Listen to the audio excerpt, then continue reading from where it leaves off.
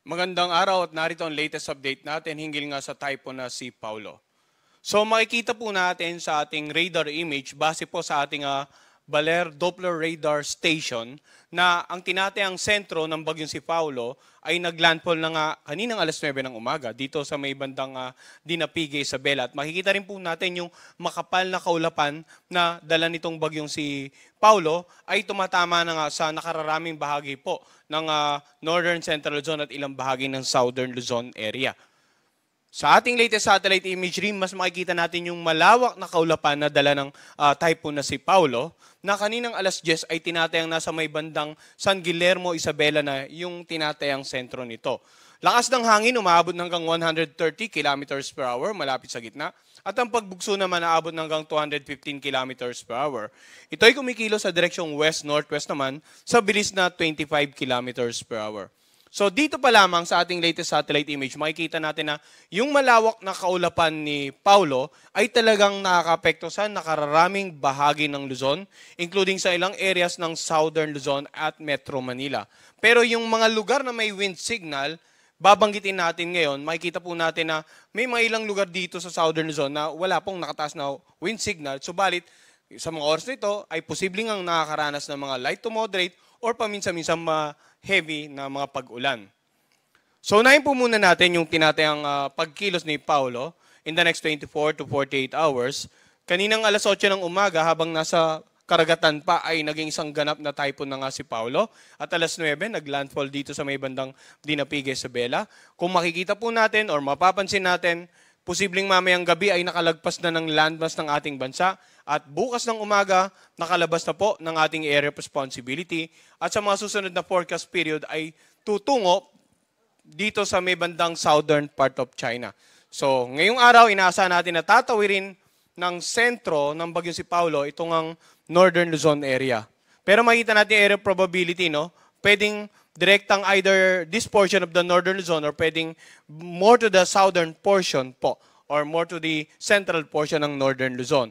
Either way, ilang araw na rin po tayong nagbibigay ng babala. So sa mga oras na to, hopefully ay nasa secured places na po tayo, nasa mga designated evacuation centers, nakalikas na sa mas matataas na lugar. At naayos na rin po yung ating mga sources of livelihood, nabigyan ng protection. For example, nabigyan na ng suporta yung mga bahay, and also yung mga maliliit na bangkay na itali na sa mga areas para hindi basta-basta tangayin ng malalakas na alon na dala nga ng bagyong si Paulo. Sa mga oras na ito, may nakataas po tayong wind signal number 4 dito po sa mga lugar na naka-highlight ng red. Kung mapapansin natin sa forecast track, ito yung inaasahang lugar na direktang tatawirin ng sentro ng bagyong si Paulo. At karaniwan po, yung mga lugar na malapit sa sentro, yun po ang nakakaranas ng mga pinakamalalakas na hangin. Ito pong extreme northern portion ng Aurora, southern portion ng Isabela, southern or northern portion ng Quirino at ng Nueva Vizcaya. Signal number 4 din dito sa buong Mountain Province, Ifugao, sa southern portion ng Abra, sa northern portion ng Benguet, sa southern portion ng Ilocos Sur, at dito sa northern portion ng La Union. So baka magtataka yung mga kababayan natin, bakit may mga lalawigan na hindi naman sakop ng nag-iisa or isang wind signal lamang, no? Dahil nga po yung bagyo, may tinataya tayong radius. Mula po sa sentro nito, yung mga lakas na hangin na pwedeng maranasan. At ulitin po natin, karaniwan yung mga lugar na direktang dadaanan or tatamaan ng sentro, yun po yung karaniwan nakakaranas ng mas malalakas na hangin. Samantala, sa mga lugar na naka-highlight ng orange, yan naman po yung mga lugar na posibleng makaranas or sa ngayon ay nakataas ang wind signal number 2. Ang lakas ng hangin mula 89 hanggang 119 km/h mararanasan sa northern portion nga ng Aurora, sa natitirang bahagi ng Isabela, natitirang bahagi ng Quirino, sa central portion ng Nueva Vizcaya, dito sa may bandang Kalinga, sa central portion naman ng Abra, at dito rin sa natitirang bahagi ng Benguet, Ilocos Sur at La Union. Generally, ito pong mga lugar na may wind signals number 4 and 3, inaasahan talaga makakaranas ng malalakas na hangin na pwedeng makapagpatumba ng maraming uri ng pananim. Pwedeng makapagpatumba ng mga poste ng ilaw, ng mga billboards. Pwedeng makasira ng mga iba't ibang struktura, gaya po ng mga bahay na gawa sa light materials, mga bahay na gawa sa lumang materyales, yung mga tinatawag din po nating nipat. Pwede pong masira yan, no?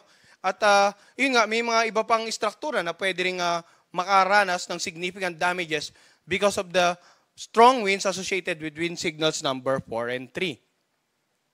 Samantala, sa mga lugar na naka-highlight ng yellow, yan po yung mga lugar na may wind signal number 2.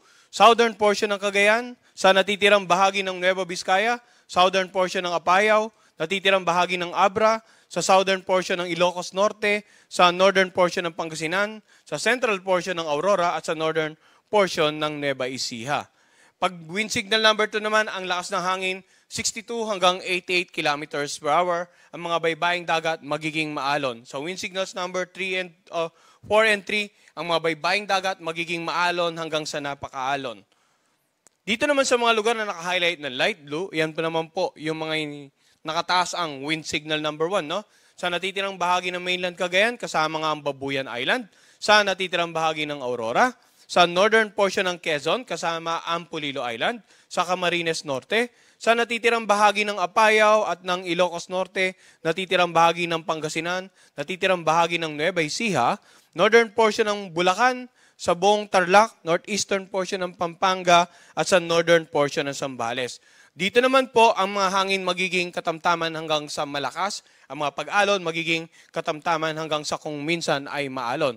So generally, ang mga lugar na may tropical cyclone wind signal ay inaasang makakaranas ng mga malalakas na hangin. Depende po sa lapit nyo sa tinatayang sentro. Kaya kung papansinin natin, generally, yung mga lugar, ulitin natin na direktang tatamaan or malapit sa sentro, talagang mas malakas ang hangin. And then habang lumalayo sa sentro, bahagyang humihinang hangin hanggang sa makarating tayo sa lugar na may signal number 1. Sa mga kababayan po nating mangingisda at yung mga may maliit sa sasakyang pandagat, and basically sa lahat ng mga may sasakyang pandagat, as much as possible, huwag na pong pumalawot sa mga karagatan sa paligid po ng mga lalawigan na may wind signal.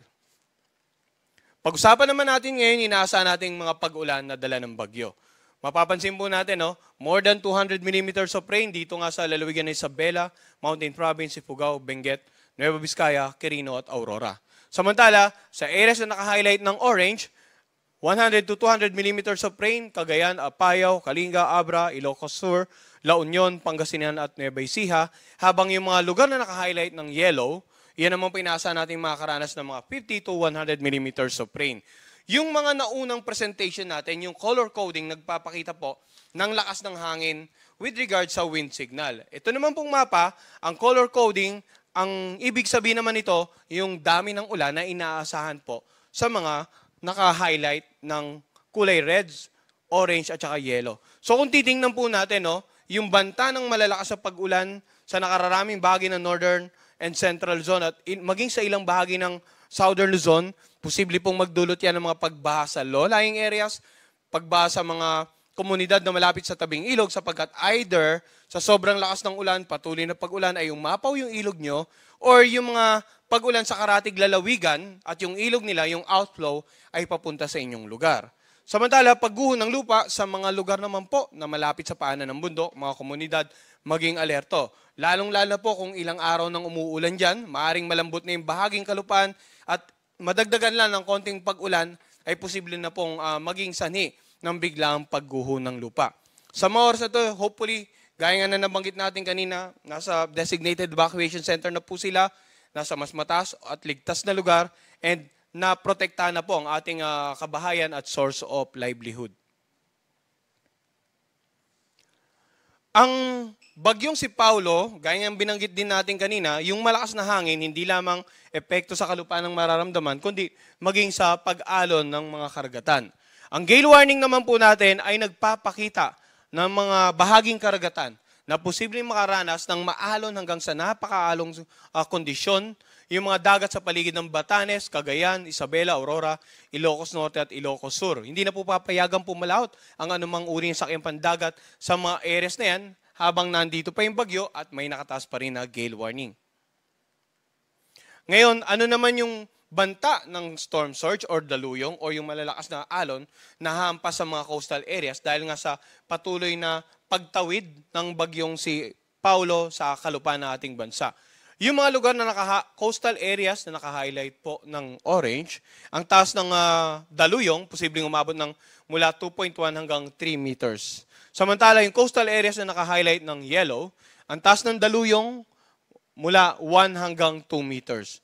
So, hopefully, na-secure nyo na po yung mga sasakyang pandagat na itali na para hindi aanurin papuntang laot, hindi masisira ng malalakas sa pag-alon. And yun nga, yung mga kababayan natin sa mga coastal areas na vulnerable sa storm surge ay nakalikas na sa mas safe na lugar. Sa mga ilang lugar naman na wala tayong wind signal, gaya nga po dito sa Metro Manila, makikita naman po natin may mga localized warnings na pinapalabas naman ng ating mga Pag-asa Regional Services Division. Dito sa Metro Manila ngayon, meron tayong rainfall advisory. Nakakaranas po ang ilang bahagi ng Metro Manila ng light to moderate to at times occasionally heavy rains. Sa mga areas na naka-highlight ng blue, generally, rainfall advisory po ang mga in effect yan. Pero sa mga lugar na naka-highlight ng yellow at orange, yan po yung may tinatawag natin na heavy rainfall warning. Sa lugar na yellow, posibleng heavy rains, and then sa lugar na naka-highlight ng orange, intense rains. So, andyan po yung babala, maging alerto pa rin sa mga pagbaha sa low-lying areas at mga biglang pagguho ng lupa dahil sa patuloy na pag-ulan sa inyong area. Patuloy din tayo magbibigay ng update hinggil sa typhoon na si Paulo. Every 3 hours po ang updating natin. Ang susunod na update ay mamayang 2:00 ng hapon. Yan po muna ang latest mula dito sa Pag-asa Weather Forecasting Center.